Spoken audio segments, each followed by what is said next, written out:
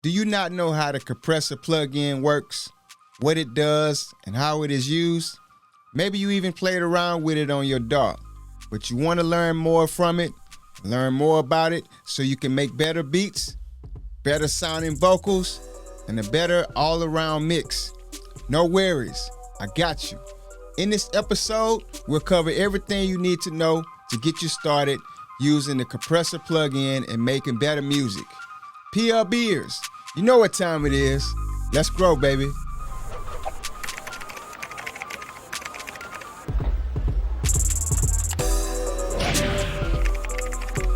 Welcome to another episode of Platinum Lyrics and Beats. I'm your host, Trey Boy. What's up, what's up, what's up? Let's go. Let's jump straight into it. What is a compressor? What does it do?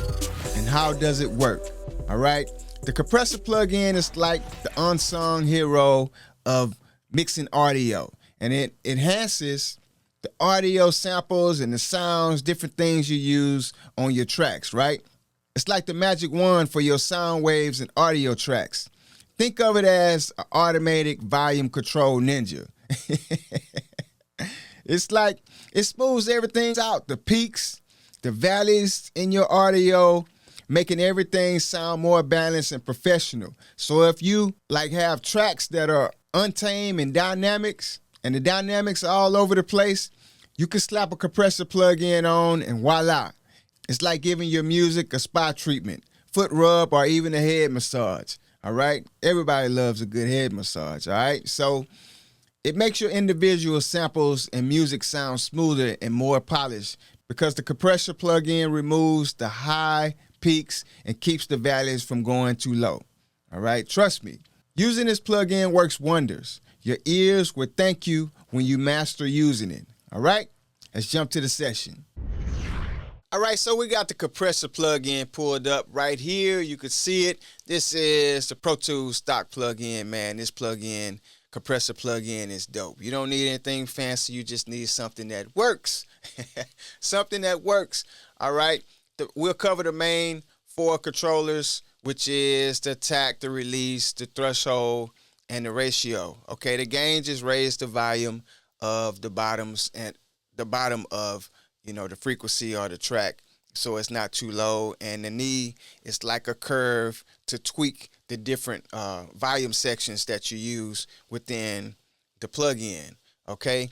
So, but the main ones we want to focus on is the attack, the release, the threshold, and the ratio, all right? We'll start with the threshold. All right, the threshold is like setting the boundaries for your compressor to start doing its thing. It's how you start leveling the volumes of the sample. Anything above the threshold gets squeezed down, taming those wild peaks in your audio. The clips, how sometimes you may have a part of the audio where it's louder than the other one, than the other sections or whatever. Okay, that's what the compressor does. Anything above the threshold gets squashed down, taming those wild peaks into your audio. The threshold also sets the level at which the compression kicks in, while the ratio determines how much of the signal will be compressed once it crosses the threshold. Okay, that's how that works. We'll talk about the ratio next. But when working with the compressor, start with a moderate threshold. Like don't go too hard with the threshold, because you want your music you want it to be dynamic, all right? You want to maintain the dynamics, but you still want to have that dynamic control, and it's going to help control the peaks, but you don't want to make your music dull. You don't want to make it so it's so like in a box that they can't really feel the emotion of your track, all right? Right now, here's an example.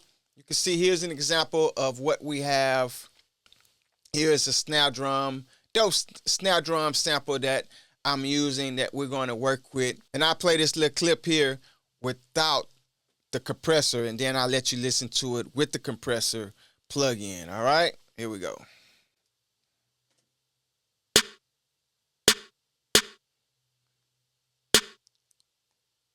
With the compressor.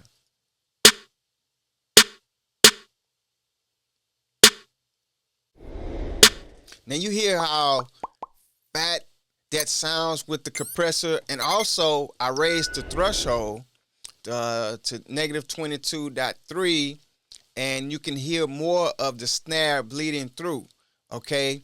And you can definitely hear the difference within the snare and how aggressive it is. We'll jump into that next. But the track is aggressive. I'll let you listen to the track without the compressor on the snare drum, and then I'll let you listen to it with the compressor so you can see how the snare really brings out the track. All right, this is without. Oh God.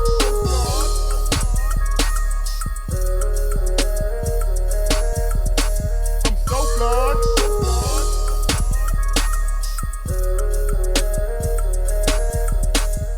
See, you can hear it bleeding through. You can hear how it stands out. You can hear how the aggressive of the snare. And by the time we get done mixing this track, you're going to hear that snare. I promise you, you're going to hear it a lot more. But that's where we're starting off here, right? I just wanted to give you an example of how the threshold can just change the whole dynamic of the sample, right? Now, I'm going to sample this again. I'm going to solo this again. And I'm going to play this for you, and I'm going to bring the threshold down so you can hear the difference.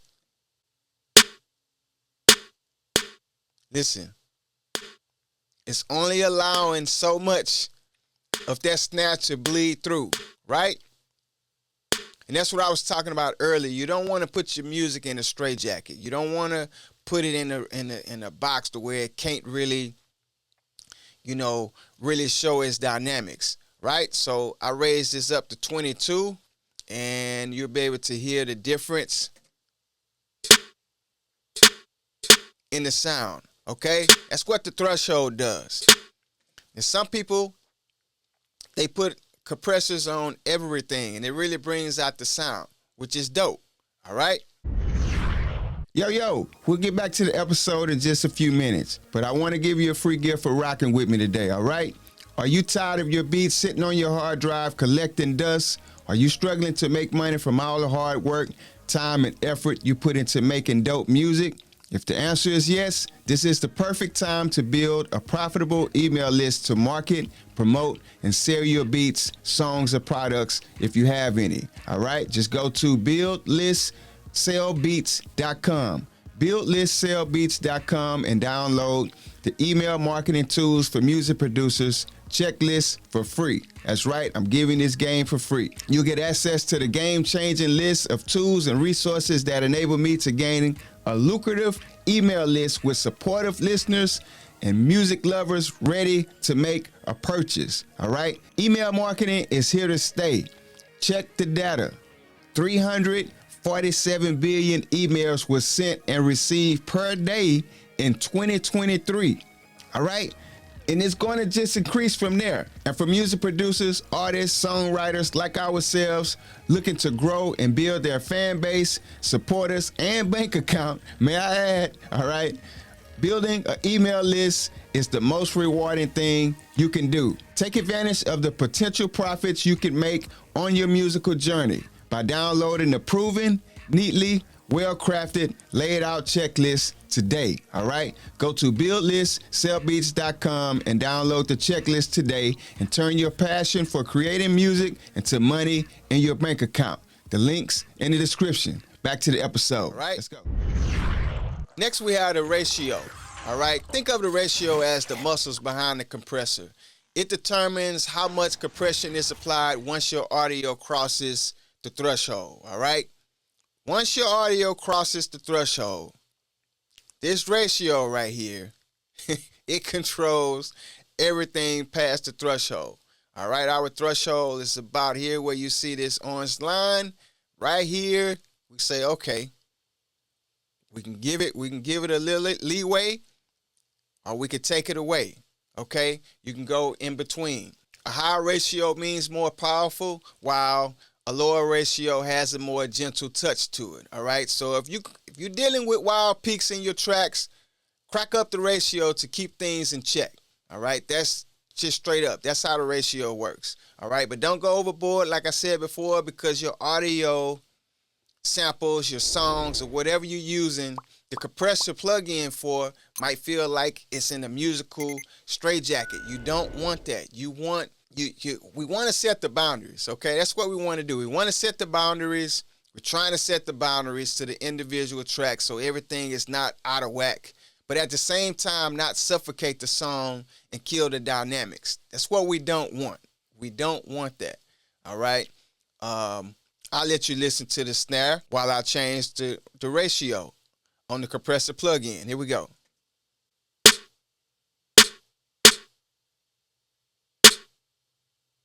It's going straight up.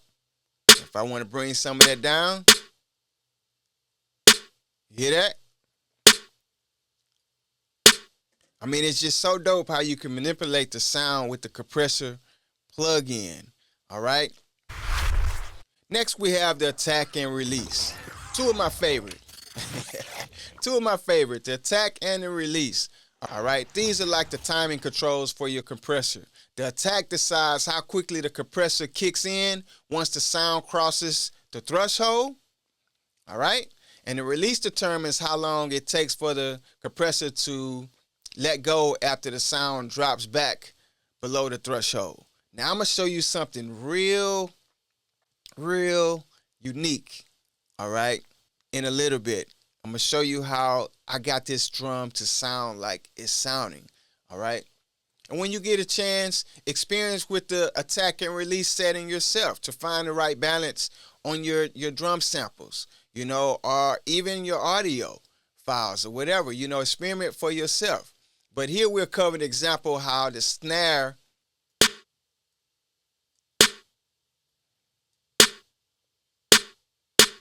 that's because the attack is coming as soon as that audio file is triggered. It's from the beginning, it's going to allow you to come in at full volume. Okay, that's what attack does on the compressor. Now, if I want that release to be slower, I just bring it down, right?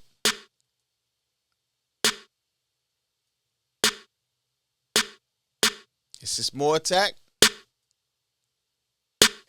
And think of it as a hill, okay? If the attack is slower, you're going to have a more of a ramp type of attack, okay, if that makes sense. If you have more attack, if you add in more attack, the volume is going to shoot up faster. It's going to be more steep. The volume of the sound is going to be more steep. Now, I'm trying to explain this in the way that you could see, you know, kind of, because when I listen to music producers, sometimes the way we listen to music, we can see things. So I'm trying to give you a visual of how that would look. But that's basically how it would sound. This is less attack. It's more like a rampy. It's more like a ramp. And this would be, it's more like a hill. And this would be more like a mountain with a steep peak. All right? It's going straight into it. Okay, now I'll play the beat for you again so you can hear how it sounds without the attack. Oh God.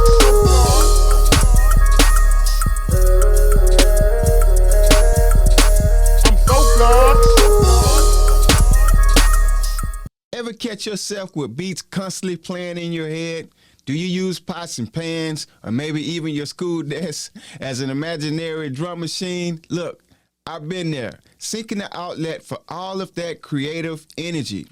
That's why I dove into the world of music production, and it transformed my creative space entirely. If you're itching to explore the world of music production, look, I got you covered. I created a free video, The Beginner's Guide for Music Producers. All right? I'm covering the essential equipment for producers, guiding you through crafting a dope beat from scratch, and shedding light on the exciting career paths awaiting skilled music producers ready to make money from doing what they love, all right? Ready to dive into this amazing musical journey? Head over to aspireproducerslab.com today and let's unwrap the gift of music production together. Your creative adventure starts now at aspireproducerslab.com. Back to the episode.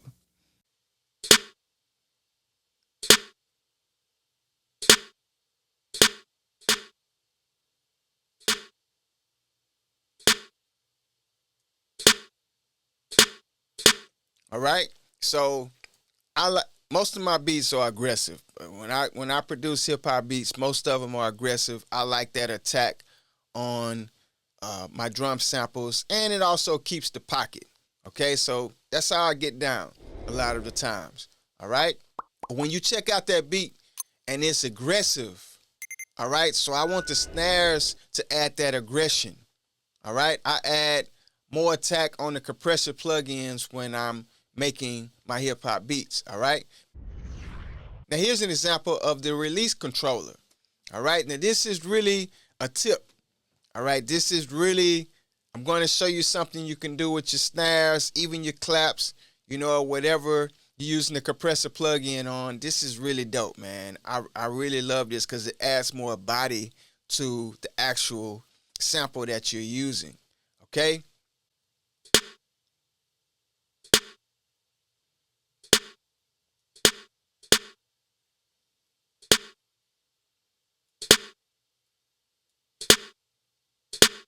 You hear that?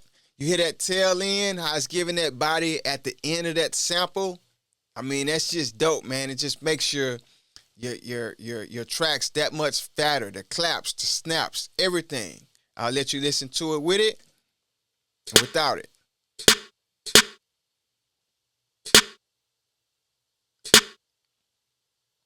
And this is without it.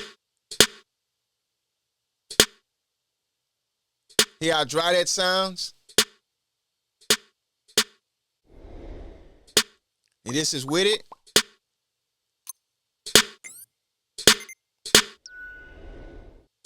It's just dope, man. It just gives your tracks, it gives your snaps, your claps, your snare drums, whatever you're using. That release, it gives it more body, right? It gives it more body. Now, I'll let you listen to the track with the release. Oh God.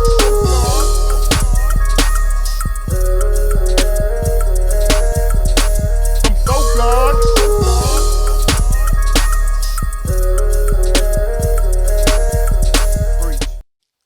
See how it works? This is one plug-in, the compressor plug-in. This is how powerful it is. And that's the thing. You can use the compressor plug-in for whatever, man. Even vocals. If you have vocals that are more dynamic in one section and not so dynamic in another section, or maybe the volume, the audio is lower in one section and higher, the volume is higher in another section, you can always come here, use the compressor plug-in, and use the threshold, and you will see the vocals level out. Right? The sound of the vocals. You won't have to turn the song up in one part of the song and turn the song down in the other part of the song. Okay? So, but I use the compressor plug-in for audio tracks, samples, drums. I use it on vocals and a little bit of everything. But play around with it and see how you can use it. But these are the main controllers here. All right? This gives you an idea of what each one does. Again, that release, man, you hear how the release just adds more body to the tail end of the snare drum. That's because the release is triggering the compressor to react slower. It's not kicking straight in, which gives your music a more dynamic sound. It gives it that full body sound, all right? Again, think of attack and release on a compressor like your music having mood swings, all right? if that makes sense. You know how people get attack controls, how fast the compressor kicks in when the volume exceeds the threshold, and the release, on the other hand, determines how quickly the compressor lets go once the volume drops below the threshold. All right? Adjusting all these knobs can help shape the dynamics and vibe of your tracks point blank, okay? Set the parameters based on the tempo and feel of your tracks, and you'll be using the compressor plug-in like a pro. But you got to use it yourself, right? You got to use it yourself. You got to play around with it. At least now you know how they work. You know what they do and how to use them. But it's going to take for you to get in the studio, you to pull up a session, and use them on your audio samples, okay? And here's a little tip when using the compressor plug-in. Listen and adjust wisely. Don't just go in there, you know, moving a bunch of knobs and controllers, not knowing what you're doing. Listen to it. While you're adjusting the knobs, listen to your music, your beat, and adjust it accordingly, all right? Don't just rely solely on visual cues. I know you see all this fancy stuff, and sometimes we like, okay, we look at the visuals of the plugins, but listen to it, all right? Don't get caught up in the numbers.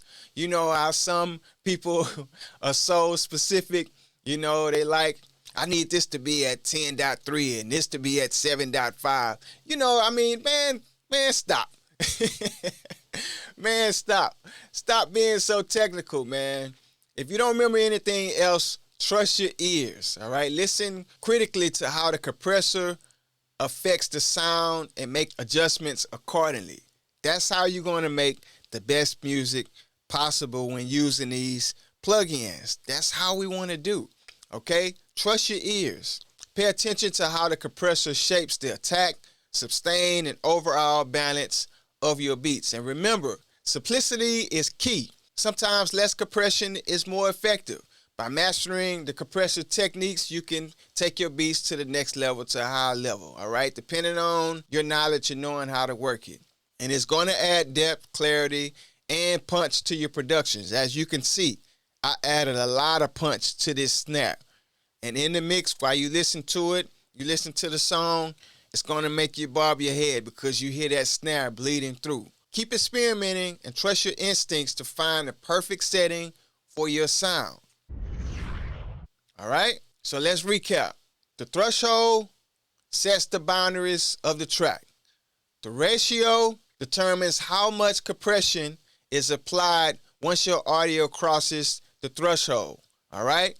The attack controls how fast the compression kicks in, and the release controls how slowly or quickly the compression returns back to the original volume. That's the way this compressor plugin gets down. All right?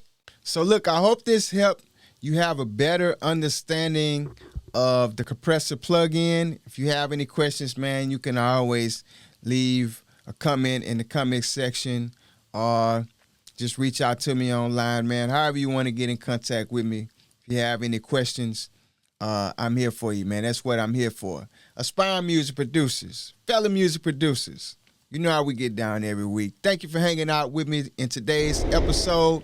Supporting PLB. Subscribe so you can watch more helpful videos like this every week. Remember to produce with a purpose. Let's get that work. This Trey Boy. I'm out. Peace.